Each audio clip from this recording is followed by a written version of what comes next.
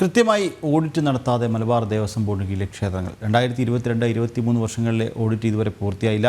1400 അധികം ക്ഷേത്രങ്ങളുള്ള മലബാർ ദേവസ്വം ബോർഡിൽ 2022 ഓഡിറ്റ് പൂർത്തിയാക്കിയത് 205 ക്ഷേത്രങ്ങളുടേത് മാത്രമാണ്. 2023 ഇത് കേവലം 28 എണ്ണം മാത്രമായിരുന്നു.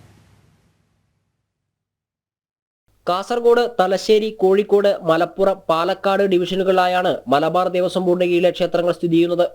എന്നാൽ ക്ഷേത്രങ്ങളുടെ ഭരണനിർവഹണം കൃത്യമായി നടപ്പിലാകുന്നില്ല എന്ന വിവരമാണ് ഇപ്പോൾ പുറത്തുവരുന്നത്. എറണാകുളം സ്വദേശിയായ വിവരാവകാശ പ്രവർത്തകൻ ഗോവിന്ദൻ നമ്പൂതിരി ദേവസ്വം ബോർഡിന് കീഴിലെ ക്ഷേത്രങ്ങളുടെ ഓഡിറ്റ് വിവരങ്ങൾ ആവശ്യപ്പെട്ടപ്പോഴാണ് ഞെട്ടിക്കുന്ന കണക്കുകൾ പുറത്തുവന്നത്. ബോർഡിന് കീഴിൽ 1400-ലധികം ക്ഷേത്രങ്ങളുണ്ട്. 2022-23 വർഷങ്ങളുടെ ഓഡിറ്റിംഗ് പുരോഗമിക്കുകയാണ്. ബോർഡിന് കീഴിലുള്ള ക്ഷേത്രങ്ങളെ സ്വതന്ത്ര യൂണിറ്റുകളായി കണക്കാക്കുന്നതിനാൽ ഓഡിറ്റ് റിപ്പോർട്ടുകൾ ഏകീകൃത രൂപത്തിൽ സമാഹരിച്ചിട്ടില്ല. അതിനാൽ ഏതു വർഷം വരെ ഓഡിറ്റ് പൂർത്തിയായി എന്ന് പറയാനാവില്ല. ഇപ്പോൾ 2022-2023 വർഷത്തെ ഓഡിറ്റ് നടന്നുകൊണ്ടിരിക്കുകയാണെന്നും വിവരാവകാശ രേഖയിലുണ്ട്. ലോക്കൽ ഫണ്ട് ഓഡിറ്റ് വകുപ്പാണ് ക്ഷേത്രങ്ങളുടെ ഓഡിറ്റ് റിപ്പോർട്ടുകൾ തയ്യാറാക്കുന്നത്. ക്ഷേത്ര ആധാരങ്ങളെപ്പറ്റി വേവലാതിപ്പെടുന്ന മുഖ്യമന്ത്രി എന്തുകൊണ്ടാണ് ക്ഷേത്ര സ്വത്തുക്കളുടെ കണക്കുകൾ കൃത്യമായി തിട്ടപ്പെടുത്താൻ തയ്യാറാകാത്തതെന്ന ചോദ്യമാണ് ഇപ്പോൾ വരുന്നത്.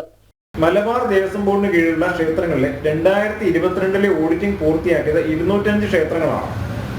അതായത് 15% താഴെ മാത്രം ക്ഷേത്രങ്ങളാണ് ഓഡിറ്റിംഗ് പൂർത്തിയാക്കിയിരിക്കുന്നത്. 2023 ഇത് 28 ക്ഷേത്രങ്ങൾ മാത്രമാണ്. ഈ ദേവസ്വം ബോർഡ് ക്ഷേത്രങ്ങളെ കുറിച്ച് അഴിമതിയും വ്യാപകമായ ക്രമക്കേടും നടക്കുന്ന പരാതികൾ ഉയർന്നിട്ട് പോലും ധനകാര്യ വകുപ്പിന് കീഴിലുള്ള സംസ്ഥാന ഓഡിറ്റിംഗ് വിഭാഗത്തിന് കൃത്യസമയത്ത് ഓഡിറ്റിംഗ് പൂർത്തിയാക്കാൻ സാധിക്കുന്നില്ല. ഈ ദേവസ്വം ബോർഡിന് കീഴിലുള്ള ക്ഷേത്രങ്ങളിലെ ഓഡിറ്റിംഗ് വേഗത്തിലാക്കാൻ എന്ത് നടപടികൾ സ്വീകരിക്കുമെന്ന് ധനമന്ത്രിയും ദേവസ്വം വകുപ്പ് മന്ത്രിയും വ്യക്തമാക്കണം.